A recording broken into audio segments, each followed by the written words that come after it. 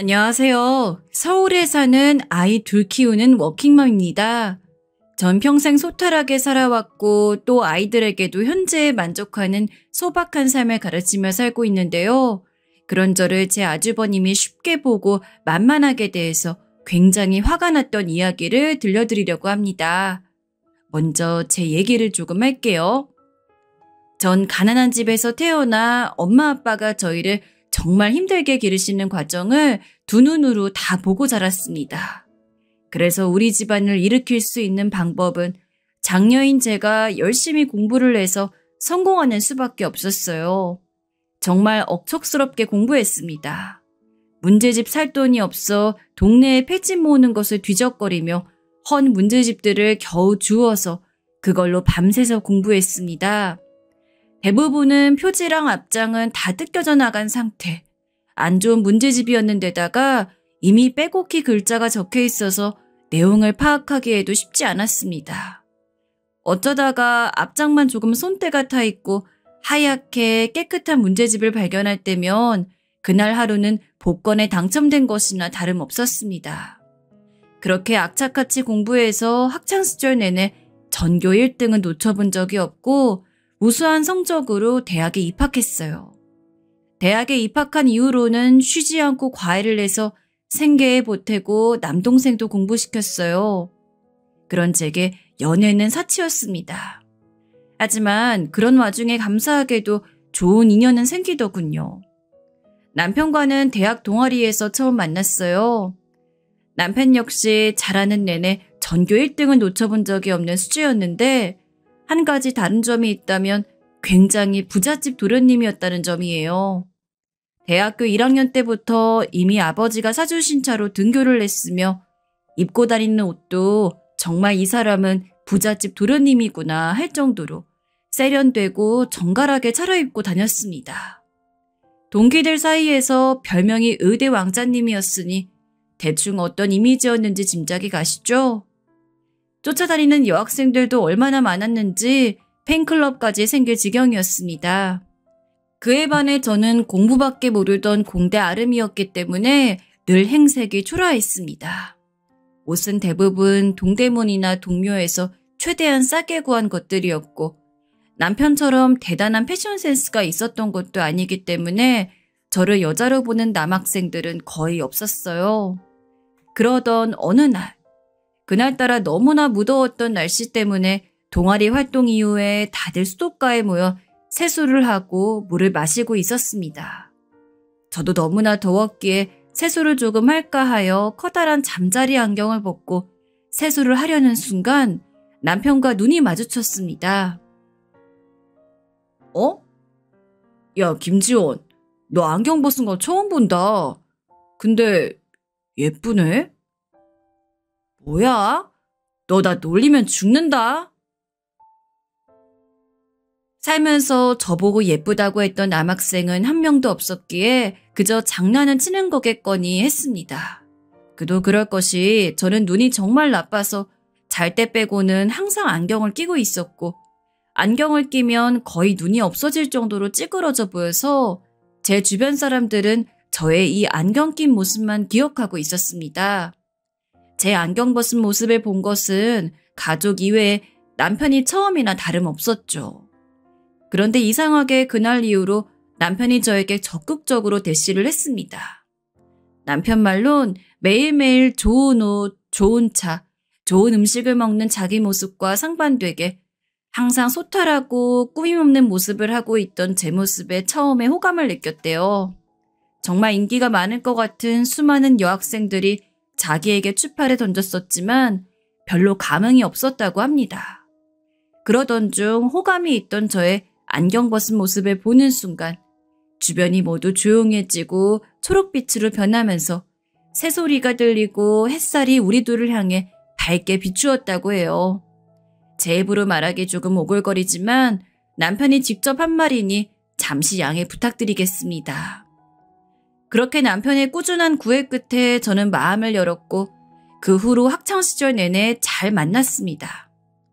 학생들 사이에서는 왕자님 같은 남편과 촌티가 잘잘 흐르는 제가 사귀는 모습을 보고 신데렐라 커플이라고 불렸어요. 그래도 그 정도면 양반입니다. 어떤 학생들은 더 비아냥거리면서 미녀와 야수가 아닌 미남과 야수 커플이라고 하기도 했습니다. 네, 미남은 의대 왕자님인 남편이고 야수는 다름없는 저죠. 하지만 저는 그런 반응들에 애초에 별로 개의치 않았습니다. 그런 반응들은 다 질투 그 이상도 이하도 아니니까요. 그렇게 대학 내내 잘 교제하고 의대생이었던 남편보다 제가 학부를 좀 더 일찍 졸업해서 바로 일을 시작했습니다. 그때 당시는 여자로서는 드물게 컴퓨터 공학과를 졸업해서 프로그래머라는 직업을 가진 저는 동기들 중 가장 빠르게 좋은 IT 회사에 입사하여 경력을 쌓기 시작했습니다. 그 사이 남편도 인턴을 마치고 레지던트 2년차쯤 되었을 때 조금씩 결혼 얘기가 오갔습니다. 사실 연애를 꽤 오래 했었기 때문에 남편의 부모님들은 몇 번 뵌 적이 있었고 두 분 다 너무 좋은 분이셔서 안심을 하고 있었어요. 남편이 결혼 얘기를 먼저 꺼냈을 때 흔쾌히 그러자고 할 수 있었던 것도 남편 부모님들을 이미 몇 번 뵙고 좋은 분들이라는 걸 알았기 때문이죠. 문제는 가족 모두가 모이는 상견례 날에 일어났습니다. 그날 그동안 한 번도 뵙지 못했던 오랜 미국 유학 생활을 하고 돌아온 예비 아주버님을 처음 뵙게 되었는데 그것이 그토록 짜증나는 악연이 될 줄 누가 알았겠어요. 남편을 통해 아주버님 되실 분의 얘기를 종종 듣긴 했습니다. 남편 못지않게 수재이고 일찌감치 유학길에 올라서 미국 최고의 공대 MIT의 학부와 대학원을 졸업하고 귀국한 뒤 시아버지의 사업을 물려받을 준비를 하고 있다고 했어요. 집안에 기대 주려고 예비 신부님의 칭찬이 자자했습니다. 다만 무언가 모르게 남편과는 사이가 안 좋아 보였습니다. 형에 대해서 말하려고 할 때마다 알게 모르게 좀 쉬쉬하는 분위기였다고 해야 할까요? 그러던 중 이제 상견례를 하게 될 때가 되자 남편은 조금씩 형에 대한 이야기를 풀어놓기 시작했습니다. 사실 그동안 우리 형에 대한 얘기는 잘 하지 않았지? 나도 이번 결혼 준비하면서 우리 형이 제일 걱정되었는데 이제 와서 이야기 꺼내본다. 그게 무슨 소리야? 아주버님 되실 분이 왜? 아니 사실 우리 형이 뛰어난 인재인 것은 맞지만 성격에 문제가 좀 있어. 쉽게 말해 지 잘난 맛에 사는 인간인데 그게 좀 다른 사람을 불편하게 해. 아, 근데 뭐 그런 사람이 한둘인가. 게다가 아주버님이랑 내가 직접 부딪힐 일이 얼마나 많이 있으려고. 사실 그때까지만 해도 생각이 그랬습니다. 결혼을 해서 시부모와 갈등을 겪는다는 얘기는 많이 들어봤어도 시아주버님과 갈등을 겪은 사람 얘기는 잘 못 들어봤었거든요. 아주버님의 성격이 조금 이상해도 어차피 시부모님들보다 더 적게 마주칠 거고 시부모님 되실 분들은 아주 젠틀하고 매너 좋으신 분들이었기 때문에 그 부분은 걱정이 없었으니까요. 하지만 인생은 언제나 설마 하는 생각이 뒤통수를 때리곤 하죠. 그게 우리 엄마 아빠가 또 형 말이라면 껌뻑 죽어서 너가 생각하는 것보다는 형이랑 마주치는 일이 많을 거야. 그게 무슨 말인지 도무지 모르겠네. 아주버님한테 껌뻑 죽는 거랑 나랑 많이 마주치는 건 또 무슨 상관이래? 남편이 남긴 알 수 없는 말을 한 지 며칠이 되지 않아 상견례 날이 되었을 때 저는 남편이 왜 그렇게 조심스레 쭈뼛쭈뼛 아주버님이 어떤 사람인지 얘기한 이유를 알게 되었습니다. 너무나 명확하게요. 아, 반갑습니다. 저는 준석이 친형 최준원입니다. 말씀은 많이 들었어요. 사돈 어른들도 이쪽으로 앉으시죠? 처음 마주한 아주버님은 굉장히 자신감이 넘치고 호탕해 보였어요. 시부모님이 나서기도 전에 먼저 분위기를 주도해서 서로를 인사시키고 저희 부모님과 남동생까지 안내하는 모습에서 처음에는 남편이 말한 꺼림칙한 부분을 전혀 눈치채지 못했습니다. 그런데 다음으로 이어진 아주버님의 말에 저와 저희 가족들은 경악을 금할 수 없었어요. 사실 제가 이 결혼을 많이 반대했었습니다. 저희 집안이 눈이 굉장히 높은 편이어서 준석이 녀석 아내 될 사람을 오랫동안 고르고 정말 심사숙고 해왔는데요. 글쎄 이 녀석이 지원 씨를 결국엔 포기를 못하지 뭡니까? 웬만하면 제가 그냥 못 이기는 척 넘어가려고 했는데 또 사돈댁이 많이 가난하시단 얘기를 듣게 됐지 뭐예요. 그럴 거면 차라리 저처럼 결혼을 하지 말라고 준석이 녀석에게 귀에 딱지가 않도록 얘기했는데 결국엔 이 형 말을 안 듣고 결혼을 한다고 하더군요. 제가 처음으로 이 녀석에게 손들었습니다. 저는 바로 이어지는 아주버님의 도를 넘는 발언에 처음에는 농담을 좀 과하게 하시는 건가 했습니다. 초면에 굳이 하지 않아도 될 말을 하는 것도 이상한데 다른 날도 아닌 상견례 날 부모도 아닌 본인이 왜 이 결혼을 반대했네, 우리 집안이 가난하네 마네 이런 얘기를 늘어놓는 건지 도무지 이해가 가질 않았습니다. 엄마 아빠는 많이 당황하셨지만 두 분 다 워낙 무고호인이시라서 그저 짓궂은 농담 정도로 여기고 그냥 넘어가시려고 하셨습니다. 아유, 우리 지원이가 사돈댁에 그다지 마음에 들지 않으셨었나 봅니다. 그래도 이렇게 상견례 자리까지 마련해 주신 걸 보면 우리 딸을 가족으로 맞이하시기로 결심을 굳히신 거죠? 맞습니다. 제가 무능력해서 우리 지원이 지찬이를 가난하게 키웠지만은 우리 지원이가 워낙 능력이 특출나서 이 아비의 무능력함을 다 메꾸고 집안을 벌떡 일으켰지 뭡니까? 저는 물론이거니와 성격이 불같은 남동생도 아주버님의 도를 넘는 발언에 얼굴이 울그락불그락 하고 있었지만 아빠가 좋게 넘어가려고 애쓰시는 모습을 보니 차마 저희가 나서 화를 낼 수 없는 노릇이었습니다. 그런데 이어진 아주버님의 말이 더 가관이었습니다. 재수 씨가 능력이 특출나요? 뭐 한국에서는 서울대 나온 게 꽤 자랑할 만하겠죠. 근데 준석이 이 녀석 선자리로 미국 아이비리그 출신은 기본에다가 유수한 기업가 집안 딸내미 아가씨들이 줄을 섰었다는 것도 알고 계신가요? 게다가 미모들은 또 얼마나 특출났게요. 사실 재수씨가 외모는 좀 그렇잖아요. 그래서 제가 눈 딱 감고 재수씨랑 헤어지고 그 아가씨들이랑 선보러 다니라고 해도 글쎄 막무가내지 뭡니까? 제 능력에 대한 비하에 외모 비하까지 아주버님이 1절에서 그치지 않고 2절, 3절 불필요한 막말을 계속해대자 제가 폭발하려고 하는데 그 찰나에 결국엔 남편이 말리고 나섰습니다. 형, 그만해. 몇 번을 얘기해 알아듣는 거야? 나는 그 잘난 집안 아가씨들 다 필요 없고 내가 사랑하는 여자는 지원이 한 명뿐이라고.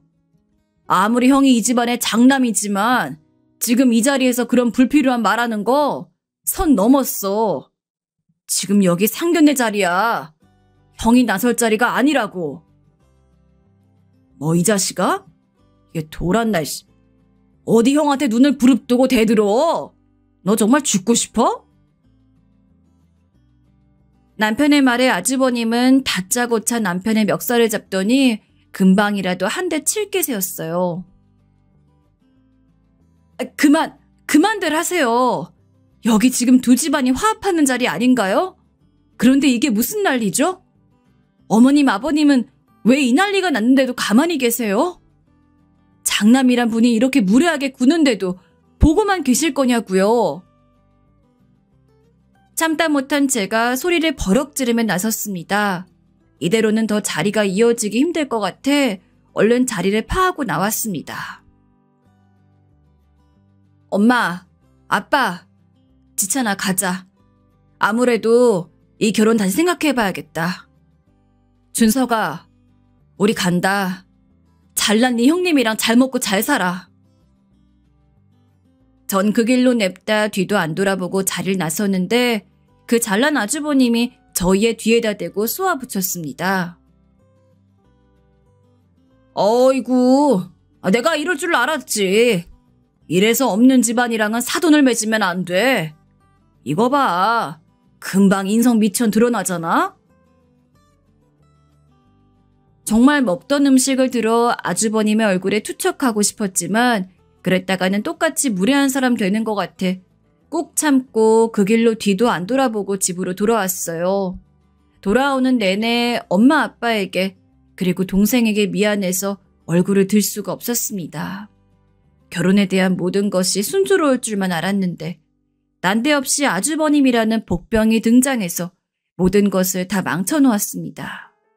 상견례 자리를 그렇게 파하고 남편에게서 오는 전화를 며칠간 피했습니다. 처음에는 남편한테도 화가 나서 그랬는데 생각해보니까 남편에게 화를 낼 일이 아니었습니다. 남편이 아주버님에 대한 대략적인 언급을 미리 해두었는데 오히려 제가 대수롭지 않게 생각하고 더 묻거나 대책을 세우지 않은 저의 잘못도 있는 것 같았습니다. 하지만 이 결혼을 어찌할지 도무지 머릿속이 정리가 되지 않아 며칠을 더 그렇게 보냈습니다. 그렇게 저희 가족이 상상도 못할 불쾌한 일을 겪은 지 일주일 정도 지나서였습니다. 아무리 생각해도 아주버님이란 존재 때문에 제가 사랑하는 사람과의 결혼을 이대로 파토내는 것은 불합리해 보였어요. 그래서 남편과 만나서 얘기를 나누었습니다. 그날 기분 많이 나빴지? 내가 대신 사과할게. 우리 형에 대한 대책을 좀 더 함께 간구했어야 되는데 내가 아니랬어. 아니야. 너가 왜 사과를 해. 나도 너무 대수롭지 않게 생각했어. 그런데 어쩜 형이 그렇게 무례하게 구는데 어머님 아버님은 한 번을 제지를 안 하셔? 나는 그것도 좀 놀랐어. 그게 형이 워낙 어렸을 때부터 특출나다 보니까 엄마 아빠가 형을 너무 오냐오냐 키웠어. 거의 왕처럼 컸다니까.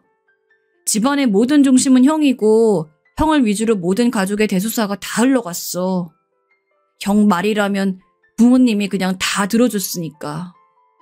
그런 분위기 속에서 크니까 형도 인간관계에 문제가 많아서 학창시절에 동급생들이랑 트러블도 많고 했었어. 그래서 일찌감치 유학 보내신 거야. 난 그렇게 형이랑 분리되어서 학창시절을 보내게 됐는데 그게 결과적으로는 나한텐 잘된 일이 됐지. 부모님이 형 유학 보내고선 나한테도 신경도 많이 써주시고 특히 나에 대해서는 형과는 다르게 인성교육도 철저히 시키시고 사회성 훈련도 많이 시키셨어. 그 결과 지금 직업도 잘 갖게 되고 지원이 너랑도 이렇게 오래 연애할 수 있는 원동력이 됐지. 남편의 말을 들으니 아주버님이 왜 그렇게 제멋대로 굳는 사람이 됐는지 또 왜 시부모님의 통제권을 벗어난 사람인지 조금은 이해가 되었습니다. 어릴 때부터 신동소리 들으며 부모님의 기대를 한몸에 받았으니 콧대가 높아질 만도 했는데 거기서 그치지 않고 부모님이 오냐오냐 키웠으니 인성이 바르게 자라지 않은 것은 불보듯 뻔했습니다. 천만다행으로 남편이 그 가풍에 영향을 받지 않고 바르게 자라주어 감사할 따름이었습니다. 아직까지도 형은 우리 집에서 왕이야. 유학 가서도 공부 안 한 기가 막히게 잘해서 그 유명한 MIT를 정해 장학금으로 석사까지 마치고 졸업했으니까. 타이틀 좋아하는 우리 부모님 입장에서는 뭐 말 다 했지. 이게 왜 서울대 나온 너랑 나는 형 기준에 눈꼽만큼도 차지 않는지 알겠지? 게다가 안 그래도 왕대접 받았는데 이젠 아버지 사업까지 물려받는다고 하니 아버지 입장에선 자식이 아니고 상전이지 상전. 거기까지도 다 좋다 이거야. 그런데 이젠 형이 내 결혼까지 왈가왈부하기 시작하는데 난 그거는 도무지 눈뜨고 못 보겠더라고. 부모님도 인정하는 너인데 지가 뭐라고 오지랖을 부려? 그것도 그렇게 무례하게. 그래서 참다 나도 처음으로 그날 형한테 대든 거야. 여기까지 듣는데 남편은 남편 입장에서 할 수 있는 만큼 다 했다는 생각이 들었습니다. 사실 남편이 무슨 잘못이 있겠어요? 오히려 잘하면서 형에게 편향된 부모님의 사랑을 섭섭해하지 않고 자기 길을 묵묵히 걸어온 남편이 더 대단해 보이고 오히려 존경심까지 들었습니다. 이런 훌륭한 남편감을 이상한 아주버님 한 사람 때문에 놓치고 싶지 않았습니다.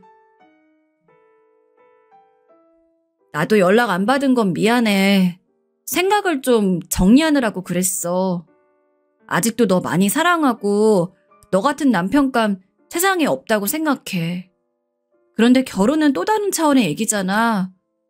처음에는 아주버님 한 사람이 우리의 결혼 생활에 얼마나 큰 영향을 미칠까 하는 생각에 별로 대수롭지 않게 생각했는데 그날 본 분위기는 그게 아니더라. 앞으로 우리 결혼 생활에도 아주버님이 자꾸 토르달까 봐 그게 너무 걱정이 돼.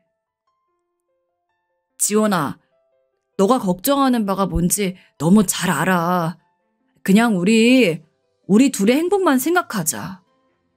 형은 내가 중간에서 어떻게든 잘 제어하고 최대한 안 마주치게 할 테니까. 우리 결혼 예정대로 올리자. 형은 결혼식도 못 오게 할게. 부모님은 이미 내가 다 설득해 놓았어. 남편이 이렇게까지 말하는데 지난 오랜 연애 기간과 앞으로 누릴 수 있는 행복한 결혼 생활을 이대로 떠나보내고 싶진 않았습니다. 모두가 행복한 결혼식을 올릴 순 없겠지만 적어도 사랑하는 사람과 행복한 결혼 생활은 할 수 있을 것 같다는 생각이 들었습니다. 그렇게 우여곡절 끝에 양가는 다시 상견례를 하게 되었고 상견례와 결혼식 모두에 아주버님은 참석을 하지 않았습니다.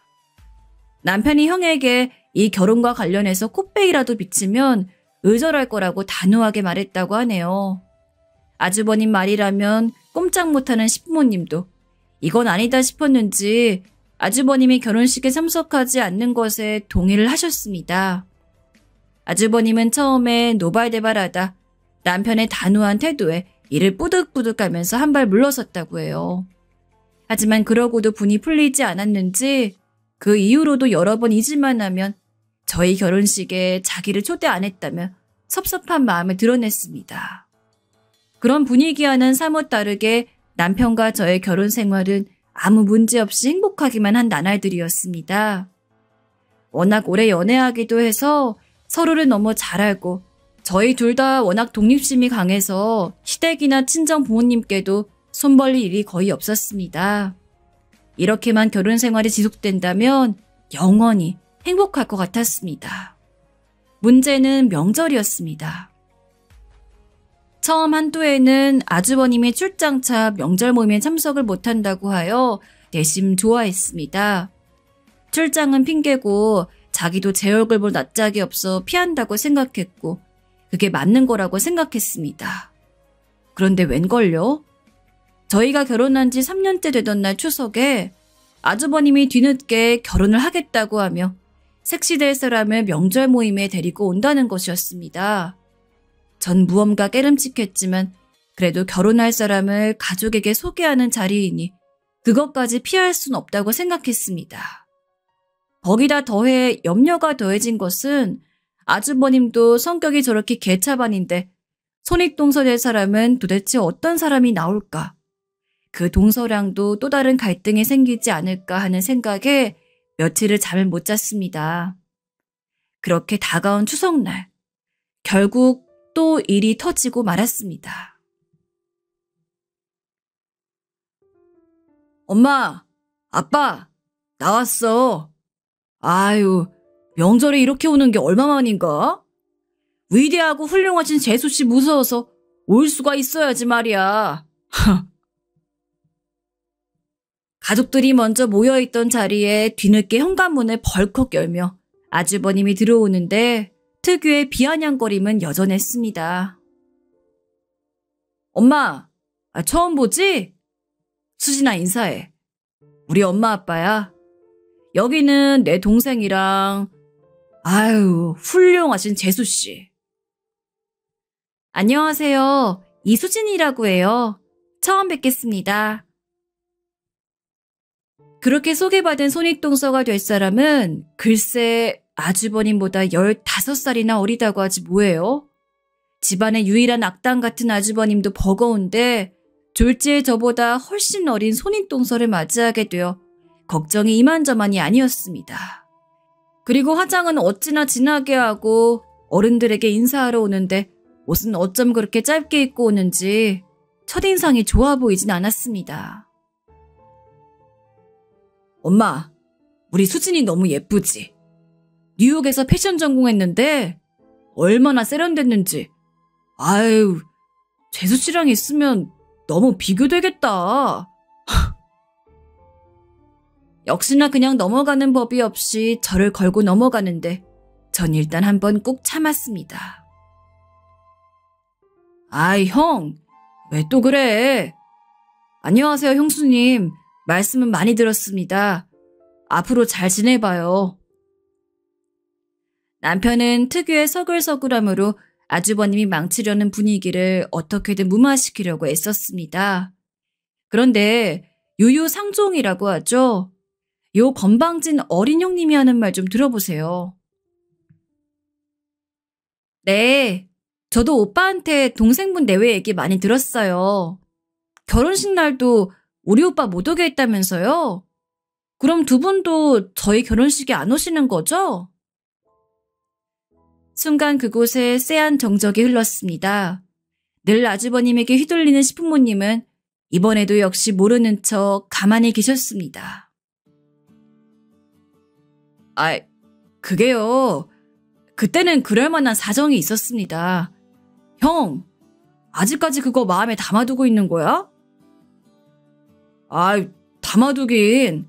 수진아, 오빠는 그거 다 잊었어. 우리가 너그럽게 넘어가자. 어? 아니, 좀 어이가 없어서 그래요. 아무리 그래도 자기 친형을 결혼식에 못 오게 하는 사람이 어딨어요? 여기 오는 길에 처음 들었는데 진짜 오는 내내 황당했다니까요. 형님, 우리 이제 가족 될 텐데 지난 일은 더 언급하지 말아요. 그때는 그럴 만한 사정이 있었어요. 만약 두 분이 정 불편하시면 정말로 저랑 남편은 아주버님 결혼식에 참석하지 않는 걸로 할게요. 오늘은 명절이고 좋은 날이니까 좋게 좋게 넘어갑시다. 네? 제가 이를 꽉 깨물고 화난 마음을 억누르며 좋게 넘어가려고 하는데 이 요망한 형님이 한마디 더 덧붙였습니다. 아니 오빠가 너그럽게 넘어간다니까 그러실 필요까지는 없는데요. 저희 결혼식 오시려면 관리 좀 하셔야겠어요. 아유, 언니 스타일이 너무 별로다.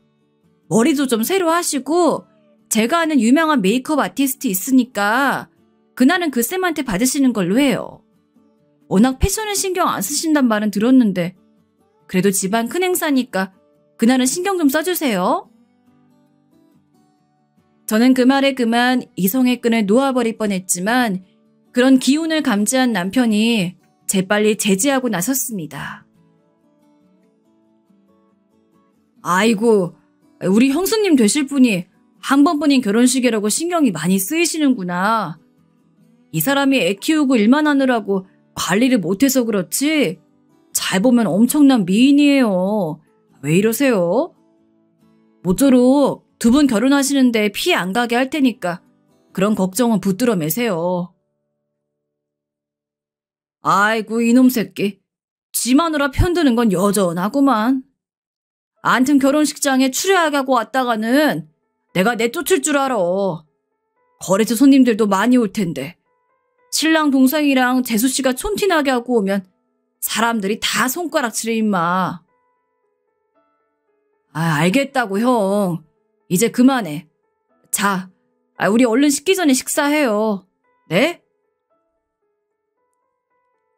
정말 그 자리에서 상을 뒤집어 엎고 싶었지만 어떻게든 잘 무마하려는 남편의 노력 때문에 전 정말 허벅지를 꼬집어가며 그 자리를 꾹 참아냈습니다.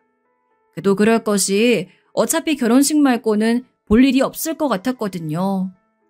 그렇게 올린 아주버님의 결혼식은 세상 둘도 없이 화려했어요. 시댁의 재력도 만만치 않았지만 형님들 집안 또한 못지 않았는지 정말 성대한 결혼식이었습니다. 전 이 자리만 끝나면 영원히 아주버님 내외는 안 보고 살아야지 하는 생각에 그 자리를 겨우 꾹꾹 참아냈어요. 다행히 두 사람의 결혼식이 끝난 뒤엔 꽤 오랫동안 아주버님 내외를 볼 일이 없었습니다.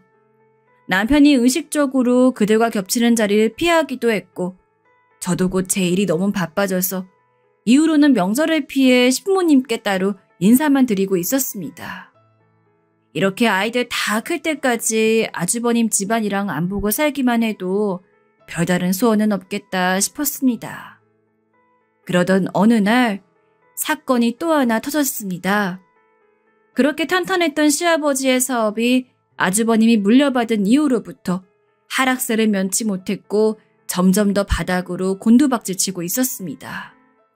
시아버지가 이룩해 놓았던 업계의 명성으로 인해 매우 큰 규모의 투자를 받게 되었는데 거기에서 수익을 내기는커녕 엄청난 손실을 입히면서 부도 위기에 놓였다고 했어요.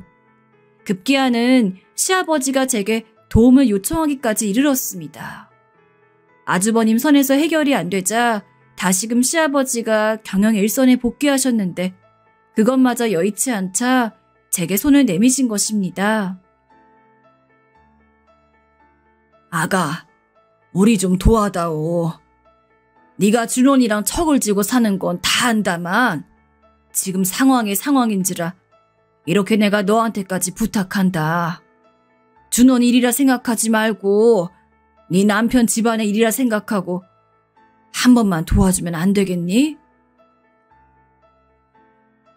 아버님이 저를 찾으신 데에는 그만한 이유가 있었습니다. 전 결혼할 때쯤에 그때 당시 다니던 회사를 퇴사하고 조그만 제 IT 사업체를 하나 창업했는데 결혼 이후로는 쭉 성장세여서 시아버지가 가끔 제게 조언을 구하기도 하셨습니다. 그때의 기억 때문인지 잊지 않고 제게 손을 내미셔서 아주버님을 좀 도와달라고 요청해온 것입니다. 저는 아주버님만 생각하면 도와주고 싶은 마음이 눈꼽만큼도 없었지만 시아버지가 저렇게 간곡하게 부탁하시니 제가 할 수 있는 선에서 도움을 드리기로 했습니다. 급하게 투입된 제가 한 일은 먼저 아주버님 회사의 재무제표를 분석하는 일과 손실나 투자금을 어떻게 회수할지에 대해서 대책을 간구하는 일이었습니다. 그런데 직접 들어가서 살펴본 아주버님 회사의 내부 상황은 너무나 안 좋았어요. 부채 비율이 심각했고 투자금의 사용처가 불명확했습니다. 나중에 알고 보니 손익동서 형님을 사내 이사로 들여 패션 쪽으로 무언가 새로운 사업 아이템을 구상했던 것 같은데 거기서 심각한 손실이 났습니다.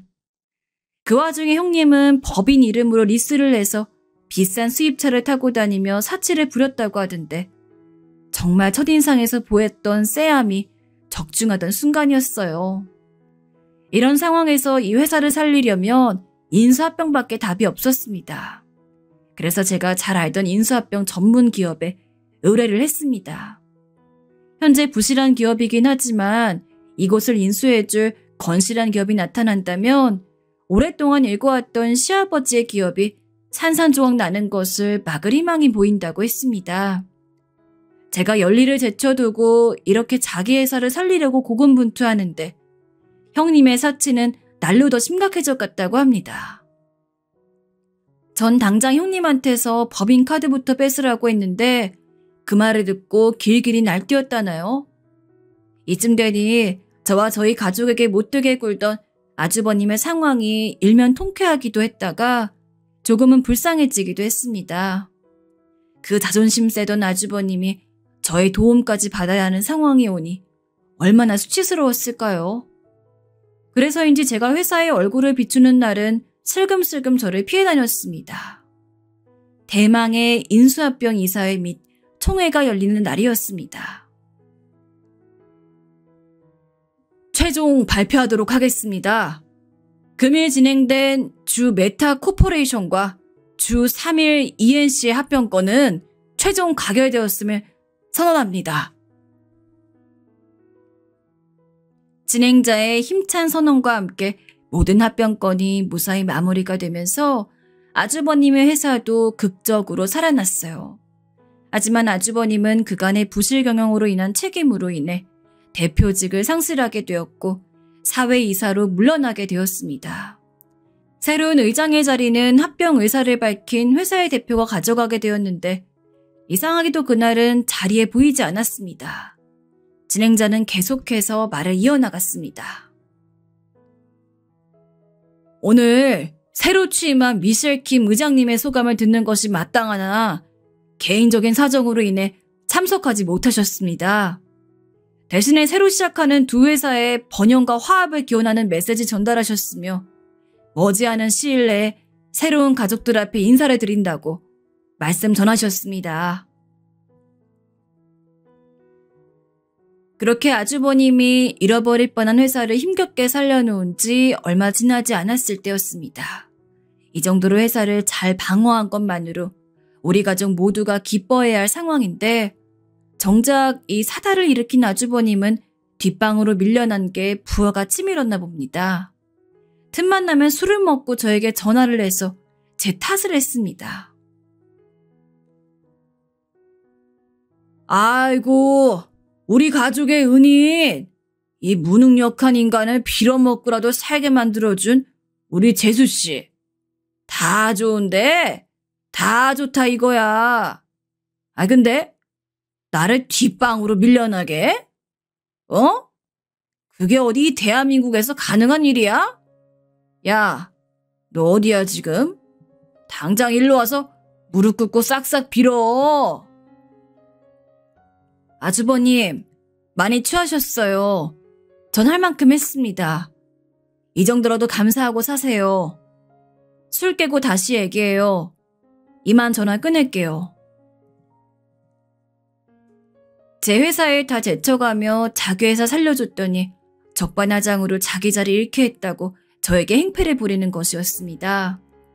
인간은 정말 쉽게 변하지 않는가 봅니다. 제가 얼마나 그 자리를 지키게 해주려고 노력했는지 모르고서 하는 소리예요. 합병 의사를 밝힌 회사 측을 최대한 설득하여 아주버님의 경영권만은 승계할 수 있도록 재차 요청했는데 아무래도 그동안의 부실 경영으로 인한 책임을 피할 수는 없었던 것입니다. 그래도 시아버지가 오랫동안 일궈온 회사를 지킬 수 있다는 것만으로도 고무적인 상황이었습니다. 아주버님은 본인의 직책에서 물러나야 했지만 아주버님과 시아버지 및 가족들의 지분은 어느 정도 지킬 수 있게 되어 다행이었습니다. 이 정도면 아주버님이 충분히 제게 감사해야 할 상황 아닌가요? 그런데도 그게 섭섭해서 술 먹고 전화해 이렇게 무례하게 굴어도 되는 건가요? 그렇게 술 먹고 저에게 행패를 부린 다음 날 어김없이 아주버님은 제게 또 전화를 했습니다. 어제 일로 사과를 하려나 했는데 웬걸요? 어떻게든 저에게 트집 잡고 시비를 걸려고 안달이 나 있었습니다. 재수씨, 저번에 우리 인수합병 때 검토했던 서류자료 다 가지고 있죠? 그것 좀 가지고 내 사무실로 와요. 네? 그건 이미 지난 자료인데 그걸 왜요? 이제 곧 폐기 앞두고 있는 자료들이에요. 그리고 이제 아주버님께서 검토하실 자료도 아니고 그 서류만 몇 박스인데 그걸 들고 제가 왜 가요? 저도 제 회사 일로 바빠요. 글쎄, 내가 미처 체크하지 못한 게 있어서 그래요. 가지고 오라면 오지 뭔 말이 많어. 그리고 사람 시키지 말고 재수씨가 직접 들고 와요. 정말 유치하기 짝이 없었습니다. 이제는 자기 부서 일도 아니고 지난 자료에 대한 접근 권한도 없으면서 어떻게든 자기 배알 꼴리는 마음을 제게 히스테리 부리는 심산이었습니다. 저는 이제 더 이상 참을 수가 없어서 결단을 내리고 직접 그 서류 박스들을 수레에 실어 아주버님의 사무실로 향했습니다. 그렇게 수레에 실은 자료 몇 박스를 끌고 사회이사실 문을 열었는데 세상에, 거기에 자기 골프 친구들을 불러서는 대낮부터 위스키판을 벌이고 있지 뭐겠어요? 여기 인사드래. 우리 재수씨. 내가 심부름 시키면 그냥 찍소리 못하고 이렇게 온다니까? 아니 근데 어디 파출부 일이라도 하셨나? 왜 이렇게 추레하게 왔어? 아유, 여러분들이 좀 이해해. 애 보고 밥하느라고 이렇게 경황이 없다. 우리 재수씨가. 아유, 재수씨. 아무리 그래도 회사에 오는데 이런 촌스러운 차림은 좀 그렇지 않아? 친구들 뵈기 창피하니까 얼른 가요. 얼른. 저는 자기 배알 꼴리는 화풀이로 저를 이렇게 심부름시키는 것도 모자라 자기 친구들 앞에서 창피를 주는 모습에 그동안 오래 참아왔던 한을 풀기로 했습니다. 힘들게 들고 온 자료 박스들을 바닥에 내팽개치며 말했습니다. 최준원 이사님, 앞으로 이런 개인적인 부탁은 삼가주셨으면 좋겠습니다. 그리고 대낮부터 이사실에서 이렇게 술판 벌이는 거 징계사유에 해당합니다. 한 번만 더 이런 일이 발생하면 바로 징계위원회에 회부할 테니 그런 줄 아세요. 뭐? 야, 너 미쳤어? 아니 이게 그래도 동생 마누라라고 오냐오냐 줬더니 이제 못하는 소리가 없네. 야, 너 이리 안 와? 저는 제 할 말을 마치고 뒤도 안 돌아보고 엘리베이터로 가는데 아주버님이 씩씩거리면서 따라왔습니다. 야, 너 당장 옥상으로 따라 올라와. 내가 아주 오늘 네 버르장머리를 싹 고쳐놓을 테니까.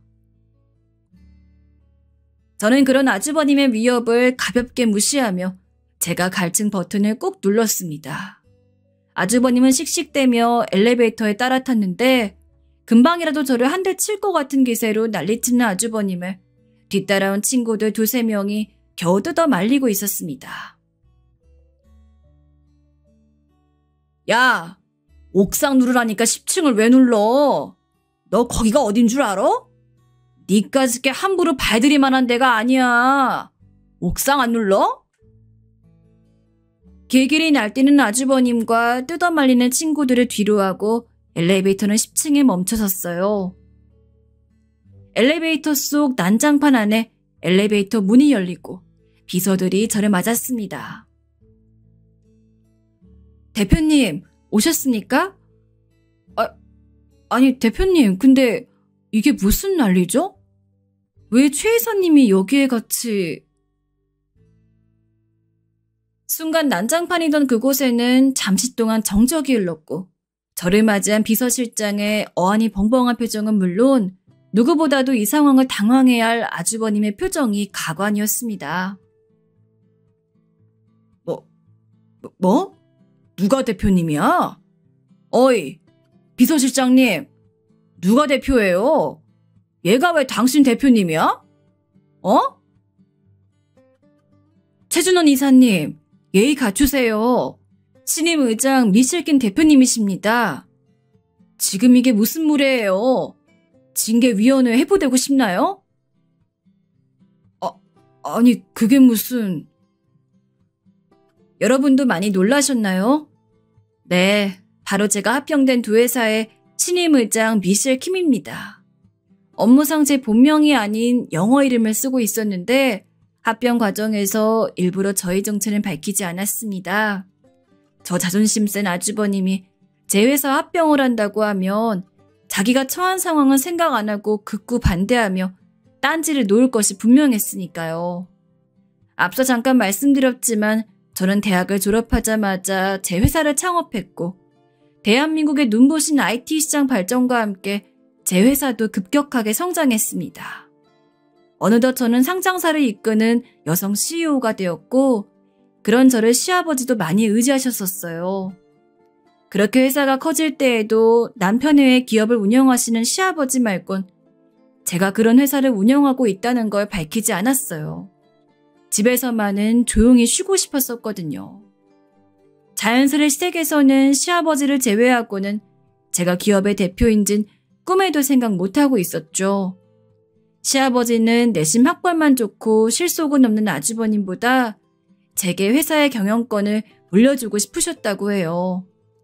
그런데 제 회사가 아버님 회사 못지않게 성장을 했으니 이제 그럴 여지가 없어졌기에 장남에게 회사를 물려주었던 건데 이 사달이 났던 것이죠. 그렇게 제가 나서 이 모든 사건을 수습하며 합병된 두 회사의 의장으로 취임을 했고 결국엔 아버님이 원하셨던 대로 저에게 회사를 물려준 것과 다름이 없게 되어버렸어요. 저는 마음 같아선 합병 과정에서 아주버님을 완전히 잘라버리고 싶었지만 아버님의 간곡한 부탁으로 아주버님의 지금 자리라도 보존할 수 있게 할 수 있었습니다. 그랬으면 감지덕지 쥐죽은데 살 일이지. 저에게 저렇게 못되게 구는 게 말이 되는 일인가요? 최준원 이사님, 더 하실 말씀 있나요?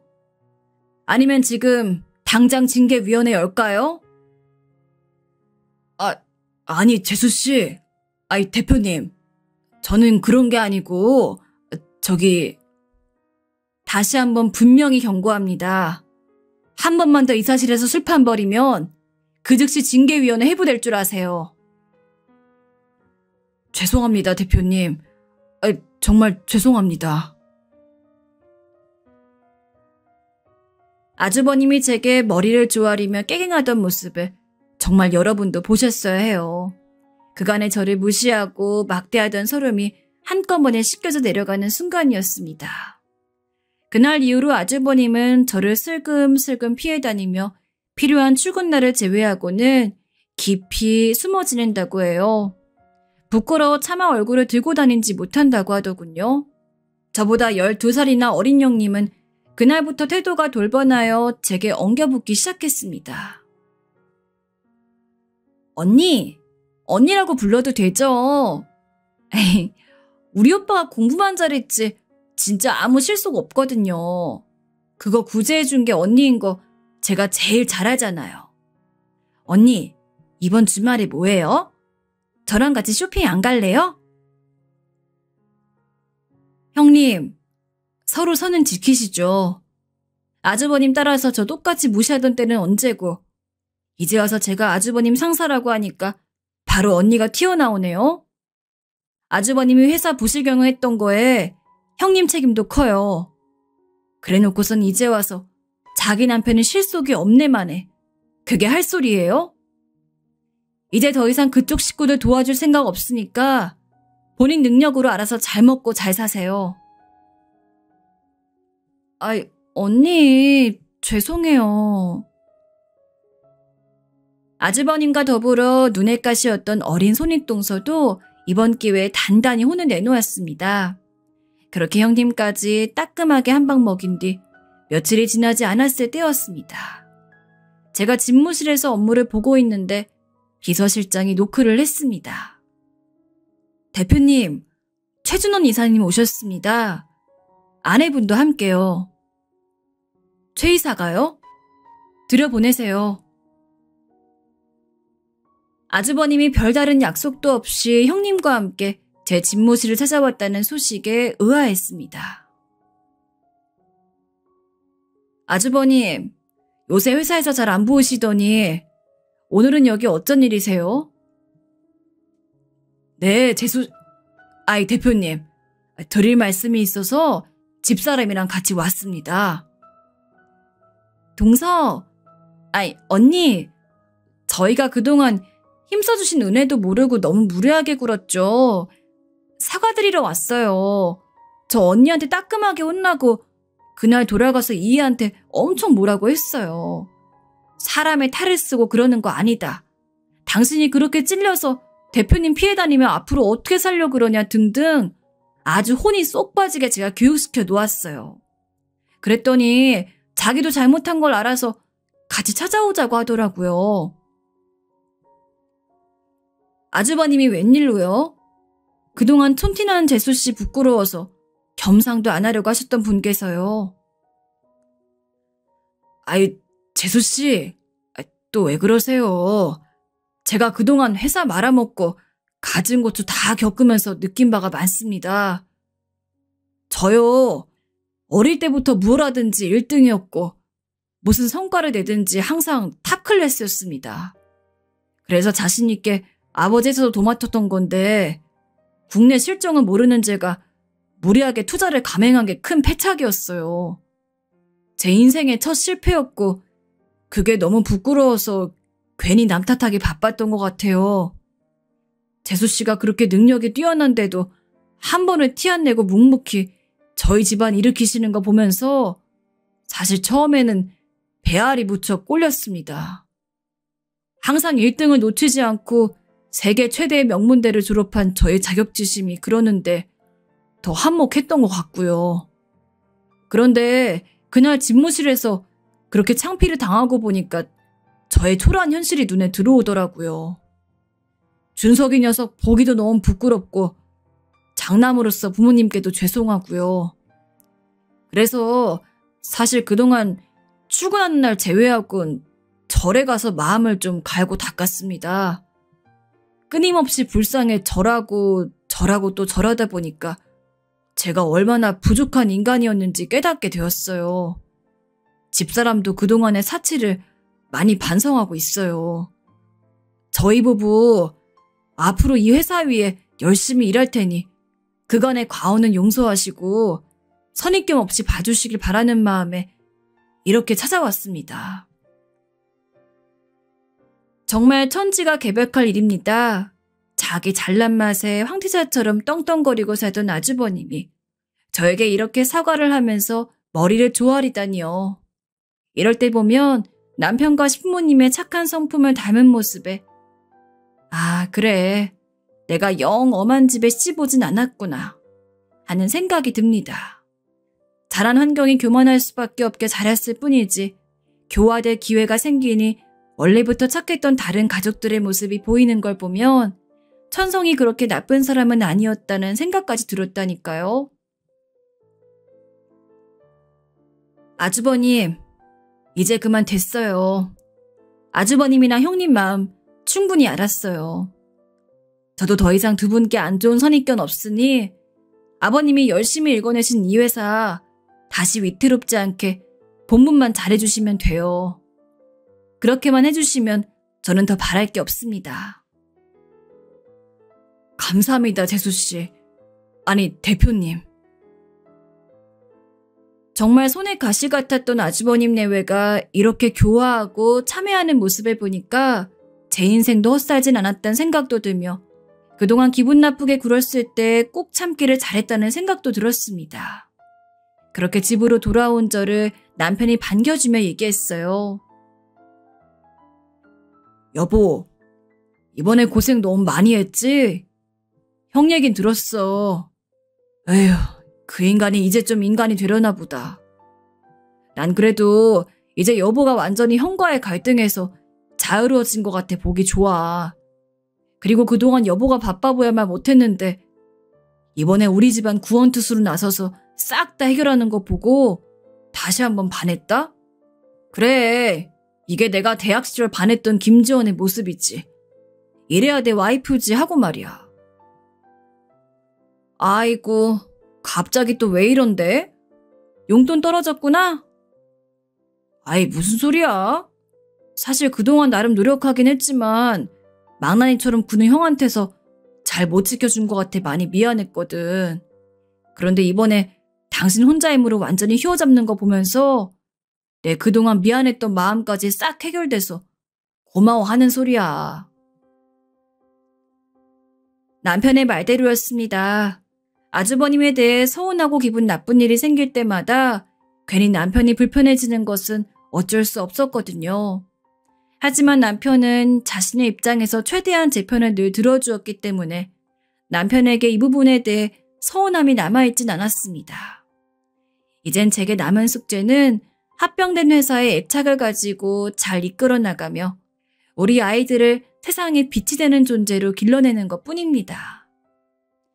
여러분, 세상엔 이렇게 저처럼 겉모양은 추레하게 하고 다녀도 실속을 가진 사람들이 많이 있답니다. 오늘 마주하는 초라해 보이는 사람도 내 친구요. 내 스승, 내 동반자가 될 수 있다는 생각을 늘 가지고 살아야 하는 법이죠. 그것이 저의 경영 철학과도 일맥상통하기 때문에 저의 사업이 이만큼 번창할 수 있었다고 생각합니다. 마주하는 한 사람 한 사람에게 최선을 다하는 경영. 그것은 경영뿐만이 아니라 삶을 살아가는 데에도 매우 중요하기에 저희 아이들에게도 그것을 강조해서 가르치고 있습니다. 여러분에게 이런 저의 마음이 잘 전달되어 오늘 여러분이 마주하는 모든 사람들에게 최선을 다하시게 되길 바랍니다. 이만 사연 마칠게요.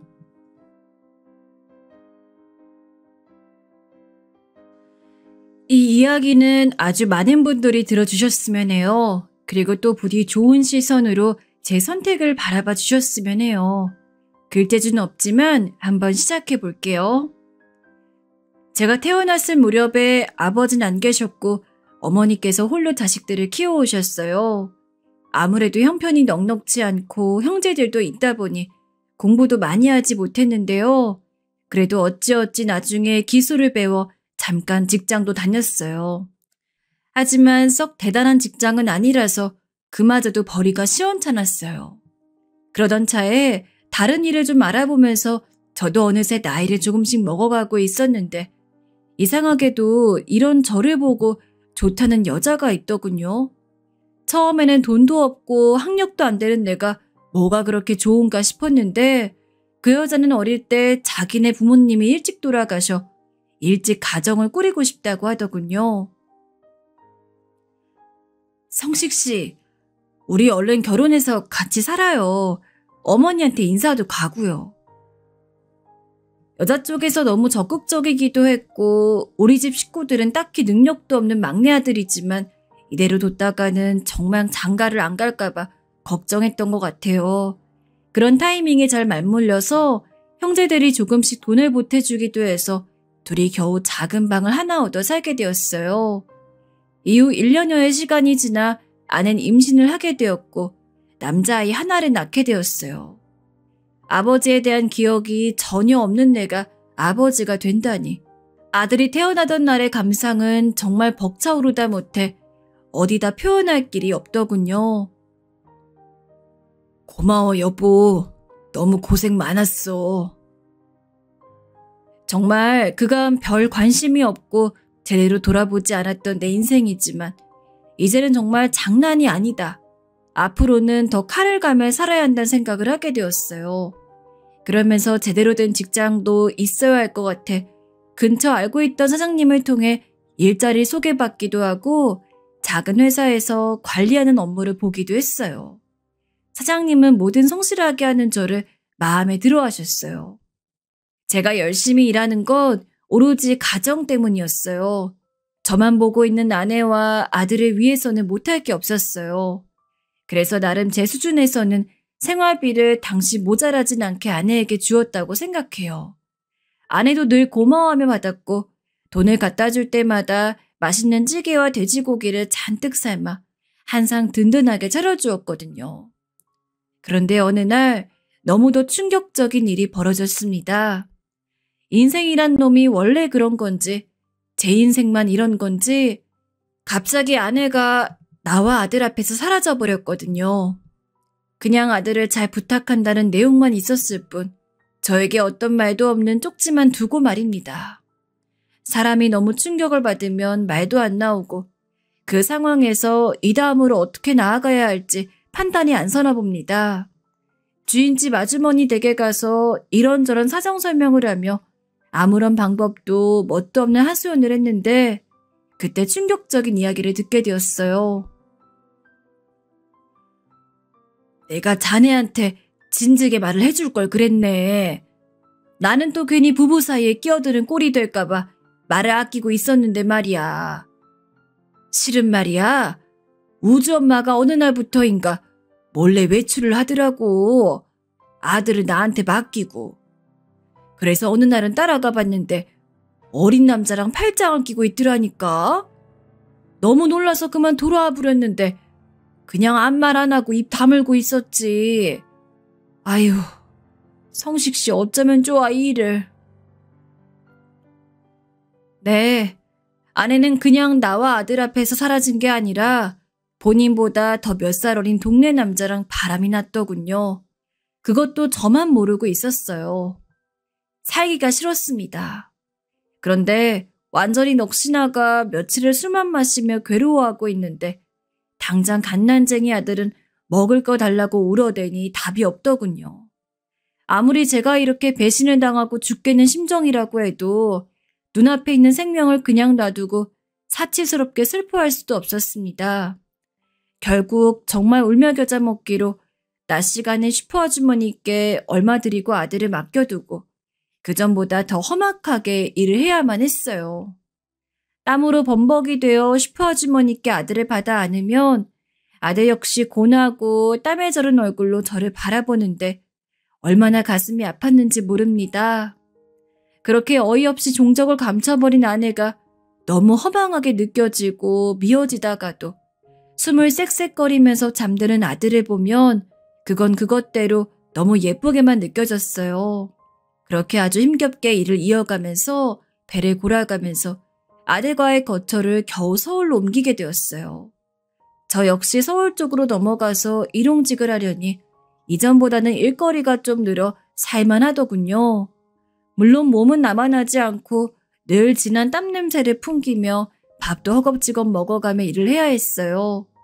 그래도 내 자식이 있으니 전 그런 대로 일을 해나갔고 아껴 쓰며 살다 보니까 그럭저럭 아들과 살만한 작은 집에 몸을 누이게 되었어요.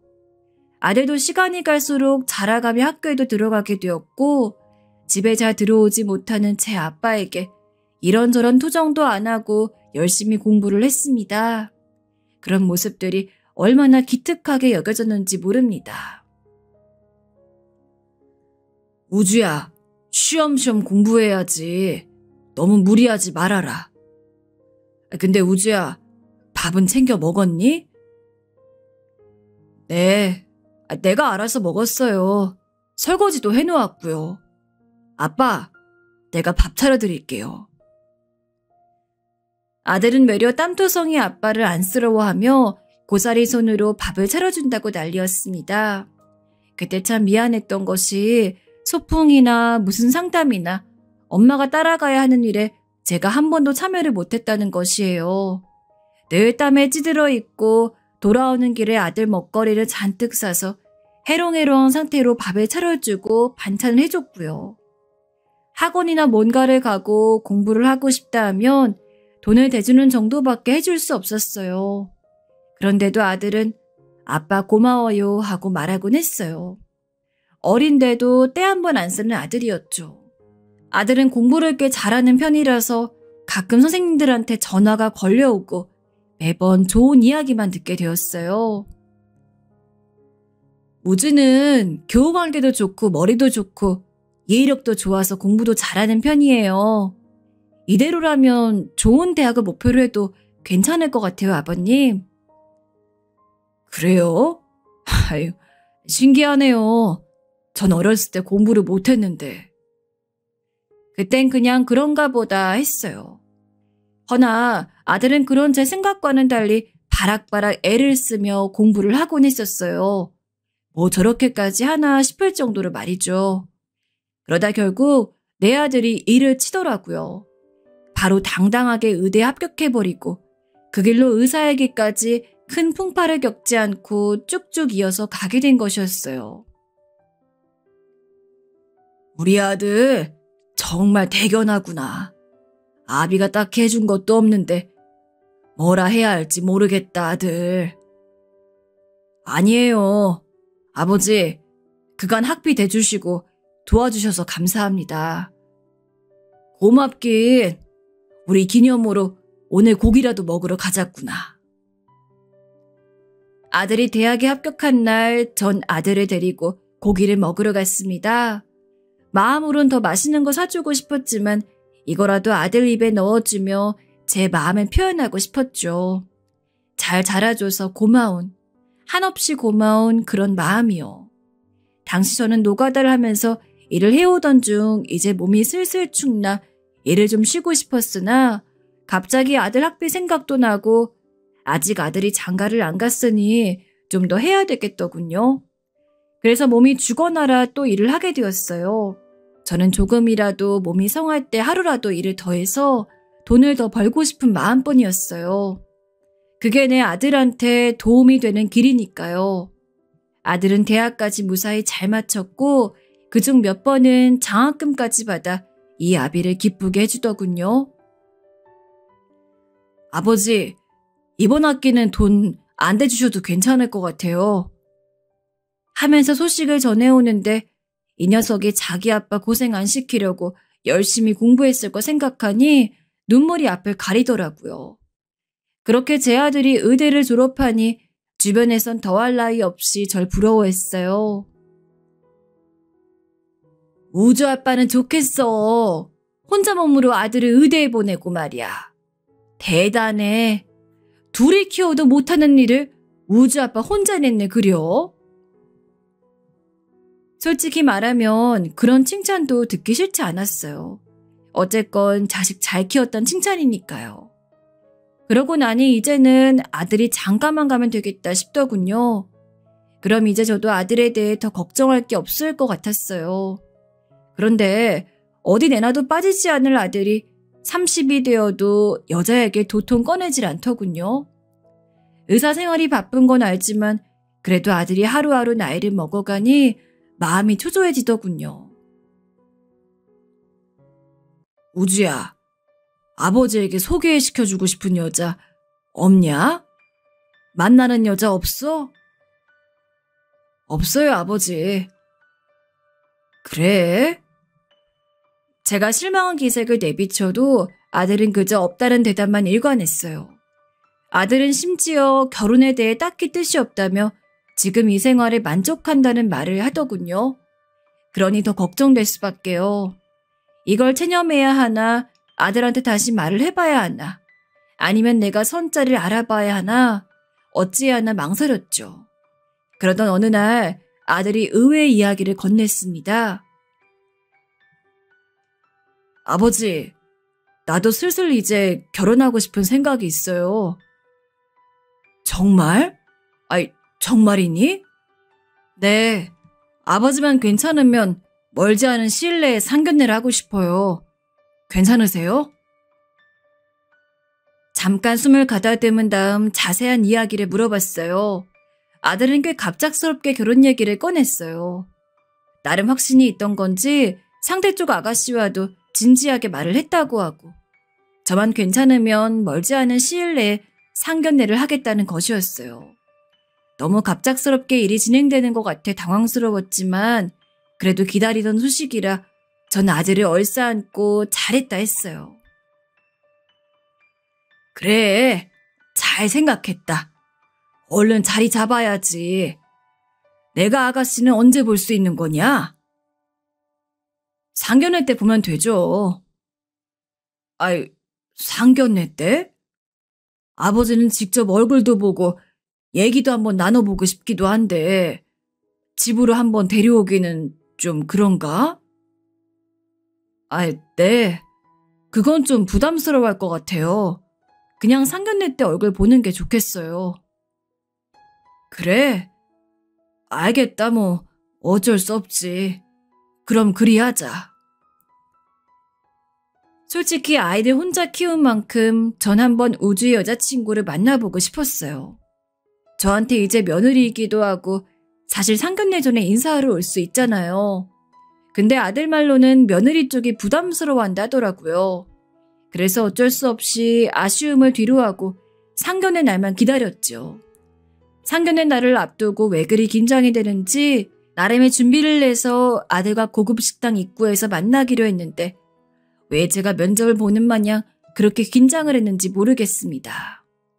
미용실에 가서 머리도 만지고 맨날 작업복만 걸쳤으니 근처 옷가게에 가서 옷도 위아래로 해 입었는데 이런 제 모습이 낯설기만 하더라고요. 그때 아들이 보였어요. 허나 이때 아들의 반응이 이날 저를 무척 속 시끄럽게 하더군요. 아버지, 옷이 너무한 거 아니에요? 머리는 또 그게 뭐고, 다른 것도 아니고 상견례인데 이런 날은 신경을 써야지 뭐 하자는 거예요? 아니 나는 그래도 신경 쓴다 했는데 많이 이상한 거냐? 그냥 들어가요. 이제 와서 어쩌겠어요.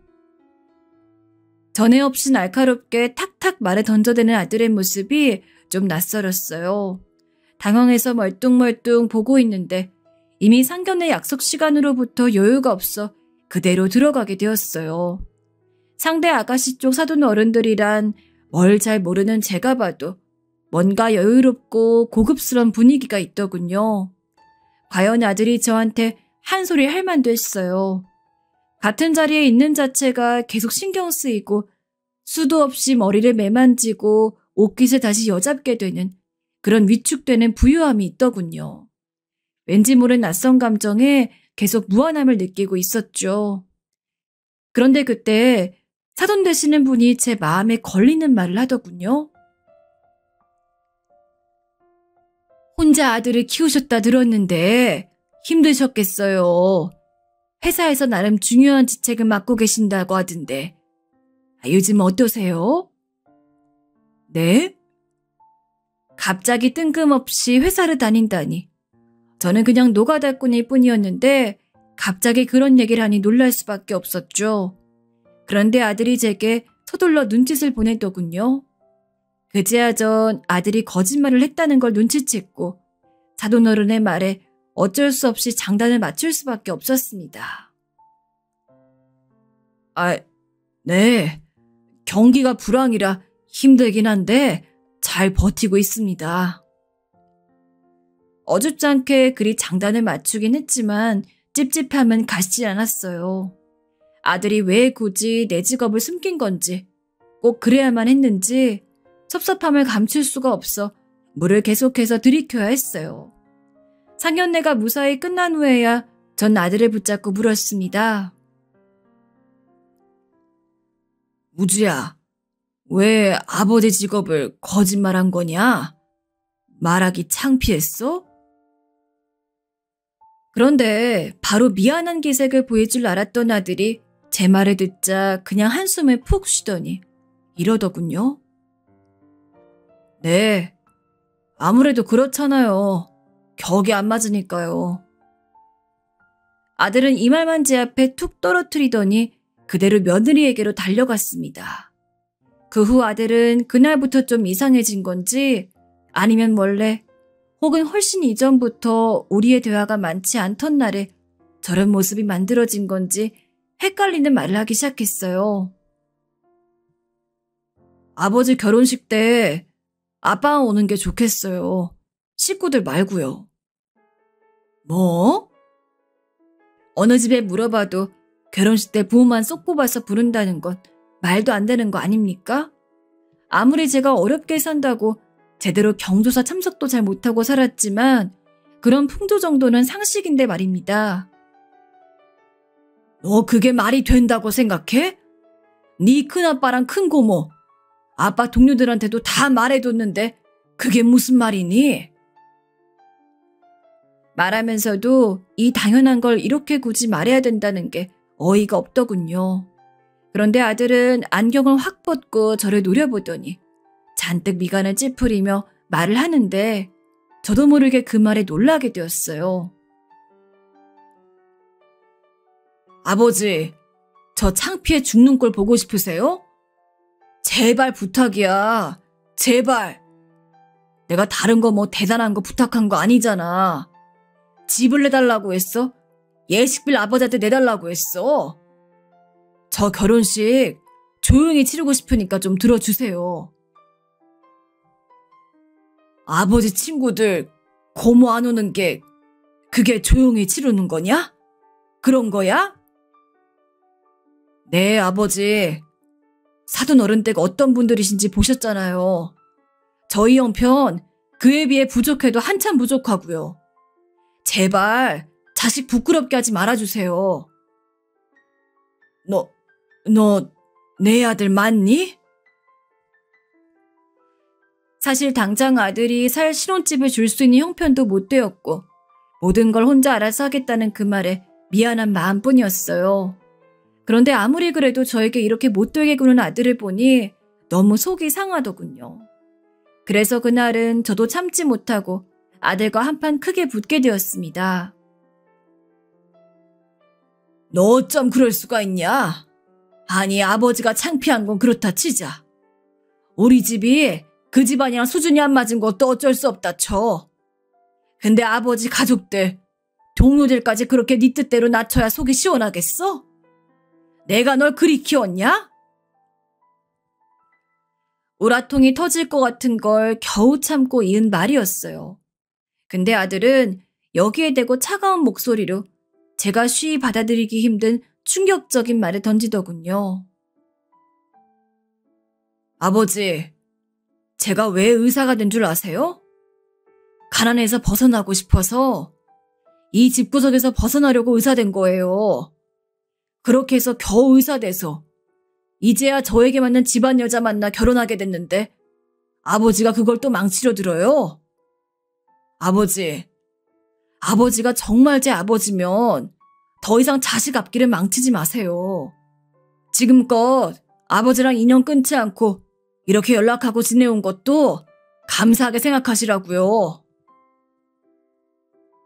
아들이 던진 말은 너무나 충격적이어서 그만 앞이 어질거려 비틀거리고 말았습니다. 아들은 그런 저를 보더니 자신이 지금껏 가난으로 인해 겪은 수치심, 모멸감들을 우르르 한꺼번에 털어놓더라고요.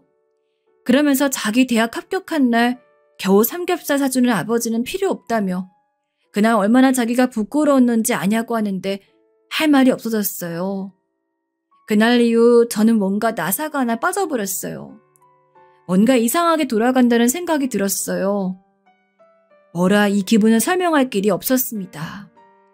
집에서 술로 마음을 달래는 수밖에요. 제가 키운 아들이 맞나 하는 의구심을 가지면서요.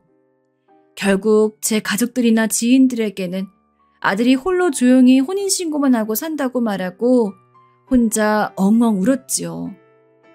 그렇게 해서 드디어 결혼식 날이 되었고 저는 전날까지도 썩 잠이 오지 않아 왠지 좀 서글픈 기분이 되었습니다. 일단은 그날 미리 백화점에서 사둔 양복을 입고 머리를 다시 하고 일찍 식장에 도착했어요.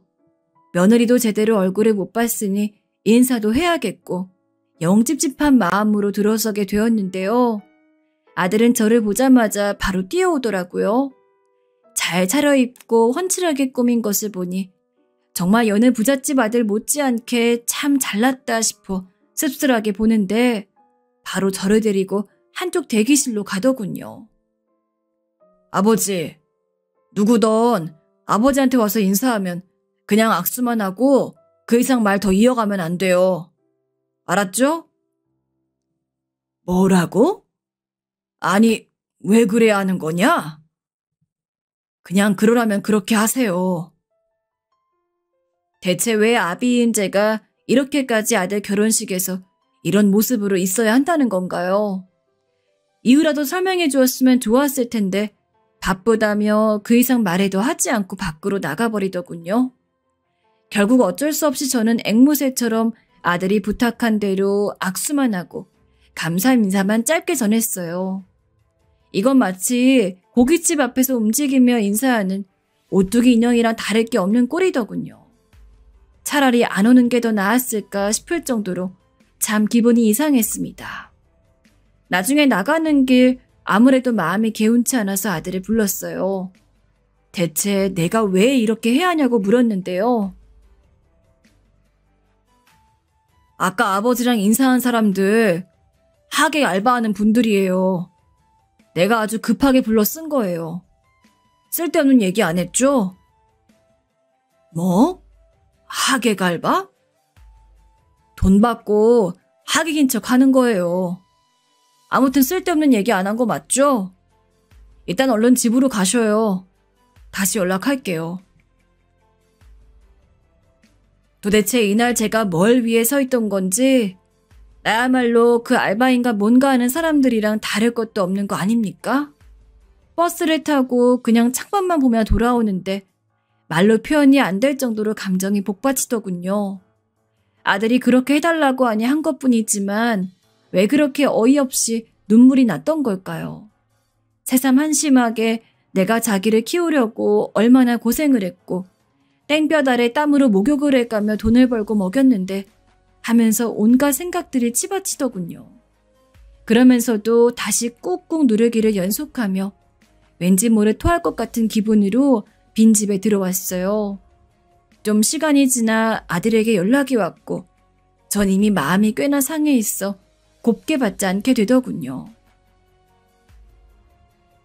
왜 연락했냐? 아버지, 잘 들어가셨죠? 고생하셨네. 뒤처리하느라고 바빴어요. 수고하셨으니까 용돈 보내드릴게요. 아들은 마치 수고비를 준다는 듯 제게 돈을 입금해 준다고 하더라고요. 정말 성의 없이 제 할 말만 하고 끊어버리는 바람에 제가 상처받았던 상황들에 대해 한마디도 풀지 못했어요. 그런데 이후로 참 이상한 것이 이후로 일주일이 지나고 2주가 지나고 한 달이 돼도 아들의 연락은 거의 없었어요. 아니 어쩌면 예상했어야 할 상황일지도 모르죠.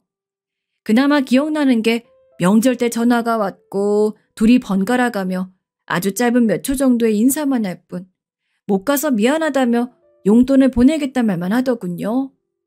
그리고 얼마 지나 확인해보니 용돈도 보내지 않았어요. 설마 내 예상이 맞을까 싶어 결국 며칠을 고민하다 전화를 걸었는데 알면서도 그날 저는 적잖은 충격을 받게 되었습니다. 몇 번이나 다시 누르고 전화 버튼을 눌러도 돌아오는 답은 같았어요. 지금 건 번호는 없는 번호라는 말이요. 나중엔 계속 누르다 못해 하루 먼저 이불에 전화기를 내동댕이 칠 정도로 아들이 저를 일방적으로 그렇게 무참히 단절해버린 현실은 정말 말이 안 되는 상황이었습니다.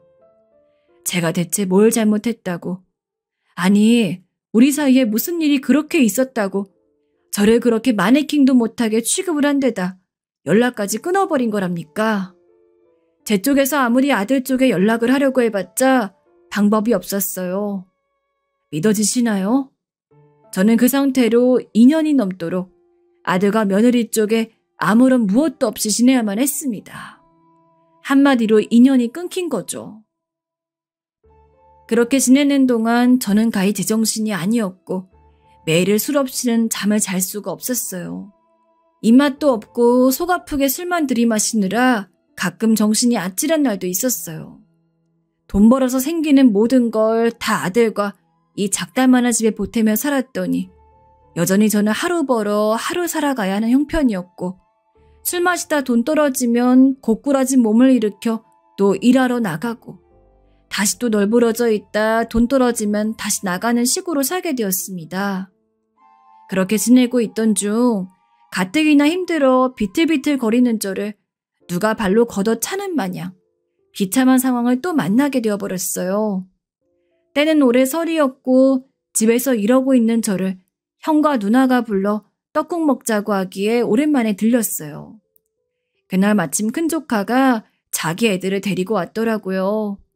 그 모양을 보고 한없이 또 서글퍼져서 멍하니 보고 있는데 조카가 저한테 건넨 말을 듣고 머리가 너무 띵하다 못해 기가 막혔습니다.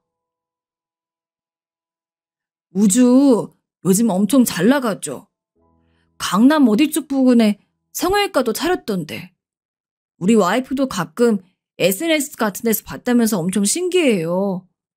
진짜 고생 많이 하셨는데 보람 많으시겠어요. 솔직히 용돈 엄청 많이 받고 계시죠? 자식 잘 키우셔서 덕을 톡톡히 보시네요. 뭐라고? 성형외과를 차렸다고? 모르고 있으셨어요? 아들은 저와는 연락을 끊어버리고 혼자 그렇게 비싼 땅에 병원을 차려 쭉쭉 성공의 가도를 달리고 있다더군요. 그날 일단은 말을 얼버무리고 집으로 돌아왔지만 아무리 생각해도 이건 아니지 않나 싶었고 속이 부글부글 끓어올라 이렇게 알느니 직접 만나기라도 해야겠다 싶었어요.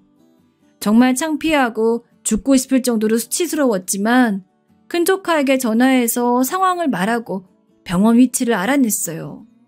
당황하고 미안해하는 조카의 반응을 신경 쓸 겨를도 없이 저는 무작정 그 길로 병원으로 쳐들어가게 되었습니다.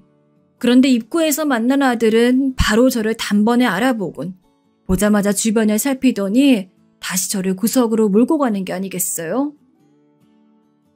아버지, 저기 말이라도 하고 오셔야죠. 아니 연락드릴게요. 일단 가세요. 여기 보는 사람들 눈 많아요. 전 그 순간 분노를 참을 길이 없었고 눈에 핏대가 올라오는 게 스스로 느껴질 정도였어요. 정말 눈이 튀어나올 듯 아들에게 빽빽 소리 질러대었습니다. 야, 이 버러지 같은 자식아. 네 애비를 버리고 너만 잘 사면 다야? 네 애비가 그렇게 우스워? 내가 너를 어떻게 키웠는데? 어떻게 애비한테 이럴 수가 있어? 부모한테 이럴 수가 있냐고. 그 허옇고 널쩍한 병동 안에서 사방이 대리석인 양 번뜩이는 그 장소에서 내 아들임에도 아들이 아닌 상태로 저를 차갑게 내쫓으려는 아들에게 저는 왕왕 분노를 토해버렸어요. 뭐래도 아들에게 다 쏟아내고 끝내버리란 생각뿐이었어요. 그런데 아들이 저를 보고 그러더군요. 아버지, 아직도 정신을 못 차리신 거예요? 제가 그렇게 눈치를 드렸으면 이제 알아차리실 때도 됐잖아요. 뭐? 저 아버지랑 인연 끊고 살아가고 싶은 거요. 그냥 적당히 아버지도 알아듣고 장단 맞춰주시는 건 줄 알았는데 지금 여기 와서 대체 뭐 하시는 거예요? 혹시 아버지 돈 필요하세요? 아휴, 그럼 계좌번호 놓고 가세요. 제가 지금껏 키운 양육비 톡톡히 다 계산해 드릴게요. 이 못된 놈의 자식. 너 어떻게 아버지한테. 아버지야말로 너무하시죠. 갑자기 말도 없이 저한테 일을 찾아오시면 어떡해요? 전 아버지 지금 미국에 있다고 말해놓은 상황인데 제 아내가 아버지라도 마주쳤으면 어쩔 뻔했냐고요. 정말 왜 그리 대책이 없으신 거예요? 그 순간 제 마음속 어떤 끈이 풀리는 걸 느꼈어요. 아들을 향해 마지막으로 잡고 있던 그런 끈 말입니다. 어렸을 적 아들의 얼굴이 희미해지면서 지금 악마로 변해버린 아들의 모습만 제 눈에 들어왔죠. 허나 그냥 돌아왔으면 그나마 어찌 되었을지 모르겠는데 아들은 정말 남도 못한 짓을 저에게 저질러버렸어요. 아들은 그 길로 경찰에 저를 신고해버렸더군요. 소란을 피운 게 죄라면 죄로 저는 그 지역 지구대에 끌려갔어요. 결국 제 사정을 다 쏟아내니 더 이상 뭐라 상황이 진척될 만한 것도 없었고 여차저차 저는 풀려나게 되었는데요. 그날 정말 살고 싶지 않은 마음이 격렬하게 들었고 힘없이 터덜터덜 아무 거리나 걸어가고 있었는데 전화가 걸려오더군요. 정말 혹시나 하는 마음으로 전화기를 열어보았는데 큰 조카였어요. 제 상황을 듣고 너무 놀라고 걱정이 되었는지 제 아빠인 저의 형님과 고모인 누나에게 말을 했다더군요. 다들 걱정하고 있으니 빨리 집에 들리라고 하기에 어쩔 수 없이 향하게 되었어요. 상식아, 너 왜 말을 안 했어? 누나는 제 말을 다 듣더니 결국 참지 못하고 엉엉 우시더군요. 그냥 머리를 파묻고 엎드려 있는 저에게 누나와 형은 비장하게 말을 이어가시더라고요. 어쩔 수 없어. 기범이야 다시 아들과 아빠 노릇하며 살아가긴 이제 틀렸다고 보인다. 그래도 어쩌겠니? 넌 당연히 받을 건 받아야 해.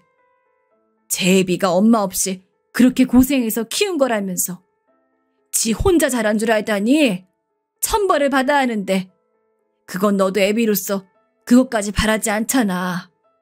그럼 네가 애를 그만큼 키워낸 값이라도 받아. 그건 당연히 네가 요구할 만한 거야. 하지만 저는 고개를 내저었어요. 이 이상 아들과 더 나를 세우고 뭐라고 싶지도 않았고 그냥 저도 인연을 끊고 살고 싶었어요. 그래서 이젠 내게 아들이 없다 생각하고 그렇게 하루하루를 살기 시작했습니다. 솔직히 지금껏 아들에게 들어간 돈이 컸던 만큼 저를 위한 노후는 아무것도 없었어요. 뭐라도 해야 돈을 벌어야 할 처지였어요. 오히려 그런 냉혹한 현실이 다시 저를 눈뜨고 살게 하더라고요. 저는 뭐라도 다시 해볼 기력으로 자리에서 일어났습니다.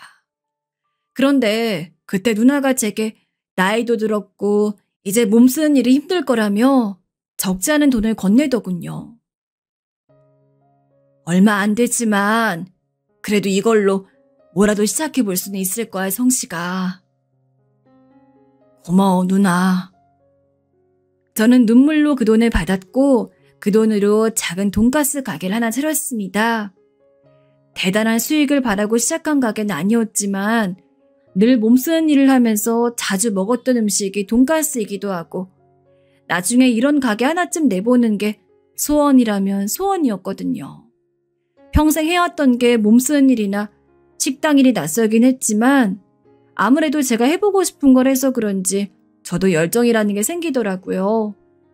다행히 그때 지금의 제 철을 만났고 아르바이트생으로 들어온 아내가 제게 여러 조언들을 해주었습니다. 식당 경영에 대한 거라든지 음식 요리법이라든지 이런 것들을 아내에게 많이 도움받았어요. 그러다 보니 작은 가게를 시작했던 것이 어느덧 점점 확장을 해나가더니 손님들이 줄을 서야 먹을 수 있는 가게가 되어버렸죠. 이걸 보며 아내가 가장 흐뭇해했고요. 전 누나에게 빌린 돈을 갚고도 넉넉할 만큼 돈을 많이 벌게 되었습니다. 그리고 가게가 2호점, 3호점을 내게 되었을 즈음 지금의 아내에게 프로포즈를 내 결혼을 하게 되었습니다. 가족만 초대한 조촐한 결혼식이었지만 결혼식에 물론 아들은 초대하지 않았습니다. 아내도 이미 제 사정을 들은 터라 이해해 주었고요. 아내에겐 전 남편 사이에서 낳은 자식들이 2명이 있었는데 그 자식들이 참 착했어요. 가게가 바쁠 때 저희 가게에 와서 자기들 사정 내팽겨치고 일을 많이 도와주었거든요. 제 아들과는 달라도 너무 달랐죠. 그런 면에선 아내가 새삼 부럽더랍니다. 전 아내의 다 큰 자식들도 어쨌든 한 식구이니 잘해줘야겠다는 생각으로 애들 여행도 보내주고 함께 식사하는 자리도 많이 만들었어요. 아이들은 저를 잘 따라주었고 자기 엄마 행복하게 해주는 제게 고맙다며 효도도 하더랍니다. 그렇게 저는 아이들과 한 식구가 되어가는 듯 했어요. 제가 아들을 다시 마주한 그날도 아이들과 함께 좋은 레스토랑에서 식사를 하고 있던 날이었어요. 아저씨 덕분에 엄마 얼굴이 많이 피었어요. 가게도 잘 돼서 너무 다행이에요. 다 너희들 덕분이다. 아저씨가 용돈 입금해 줄 테니까 옷이라도 한 벌 사입고 그래라. 에이, 아니에요. 지금껏 많이 주셨잖아요. 안 받아도 돼요. 제가 주겠다 해도 기필코 손살을 치며 거절하는 착한 아이들이었어요. 그렇게 그날도 작은 실랑이가 이어지고 있었는데 그런데 갑자기 레스토랑 입구 쪽에서 큰 소리가 나더라고요. 아니, 여기 또 들어오시면 안 된다 했잖아요. 나가세요. 손님들도 곧바로 그 목소리에 놀라 그쪽을 바라봤고 저희 가족도 그쪽을 보게 되었는데 그만 저는 말을 잇지 못하고 포크를 떨어뜨리고 말았어요. 직원이 어떤 노숙자같이 생긴 남자에게 소리를 버럭버럭 지르고 있었는데 그 남자가 다름 아닌 제 아들이었기 때문이었죠. 경찰 부를 거예요? 나가주세요.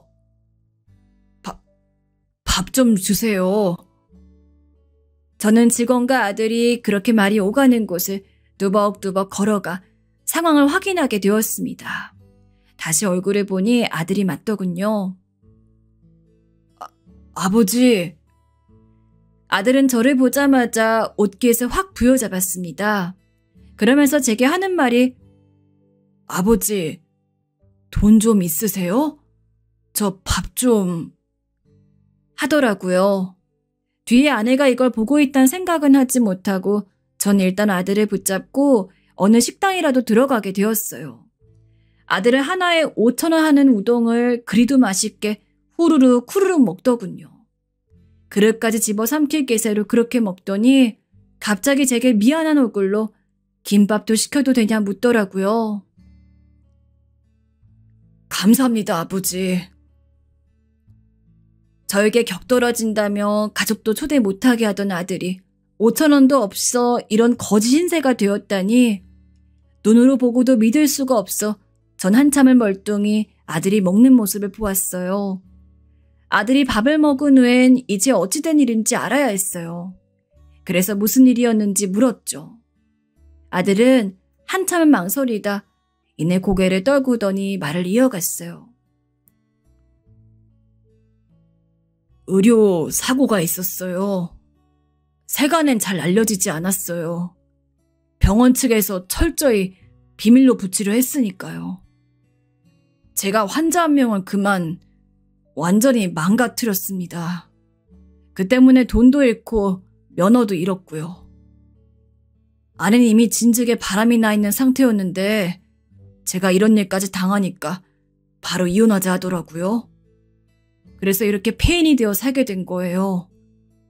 벌써 1년이네요. 기가 막혔습니다. 그러고 보니 아들 병원에서 의료사고가 났다는 기사를 본 것 같기도 했어요. 그나마도 가물가물했죠. 아들이 그런 일을 저지르고 일이 살고 있을 줄이야 꿈에도 몰랐지요. 솔직히 말해 어떤 말을 해줘야 할지 몰랐습니다. 아들은 눈물을 흘리며 지게 죄송하단 말만 반복하더라고요. 죄송합니다, 아버지. 제가 쓰레기였어요. 아버지에게 너무 큰 죄를 저질렀어요. 이제 와서 용서해달란 말은 하지 않을게요. 그럴 자격도 없으니까요. 근데 문득 아들 얼굴을 보니 아들이 했던 말들이 생각나면서 불쑥 화가 치밀어 오르더군요. 부모를 버리고 갔으면 잘 살기라도 할 것이지 왜 또 이런 모습으로 나타나 마음을 신란하게 하는 건지. 감정이 끌어올라 그만 분을 터뜨렸어요. 아들은 제가 화내는 걸 그대로 묵묵히 듣고 있더라고요. 그러다 아들은 무릎을 꿇었고 전 아들을 얼싸안고 울게 됐어요. 아들도 아이처럼 제 어깨에 기대어 죄송하다며 엉엉 울었고요. 그 후 믿기지 않으시겠지만 아들은 저희 집에서 지내게 됐어요. 여보 미안해. 불편할 텐데 내가 작은 방 하나 구해서 곧 내보낼게. 아니에요. 당신한테 어찌됐든 아들이잖아요. 일단 화해하는 게 우선이에요. 아내가 아들이 있는 거 허락해준 덕분에요. 미운 놈이지만 아들은 이 집에 들러붙고 사는 게 미안한지 제 가게에 나가서 일도 하고 집안일도 하고 그러면서 6개월째 지내고 있습니다. 솔직히 아들 생각이 안 났다면 거짓말이에요. 인연을 끊고 나서도 여러 생각들을 하게 되었습니다. 어릴 적에 밖에 일 다니느라 아들을 혼자 집에 놔두고 외롭게 했던 것이 이런 결과를 자초하게 한 것일까? 뭐 때문에 변해버린 걸까 생각하다가 그러면서도 그냥 아들이 저에게 아빠 서운했어? 미안해 하면서 팔만 조금이라도 뻗어주었으면 좋겠는데 아니 그런 것도 다 필요 없이 그냥 아빠하고 저를 바라봐 주기만 했으면 좋겠다고 생각했죠. 하지만 저에게 너무 못된 짓을 했던 아들이었기에 그런 생각마저 자존심이 허락하지 않았어요. 그래서 그런지 지금 아들과 이렇게 지내고 있는 지금 솔직히 썩 나쁘지 않아요. 아직 서로 간의 상처도 있고 저도 아들에게 남은 감정이 있다 보니 아들을 다 받아들이진 못했지만 그래도 이대로 한번 붙들고 살아보려고요.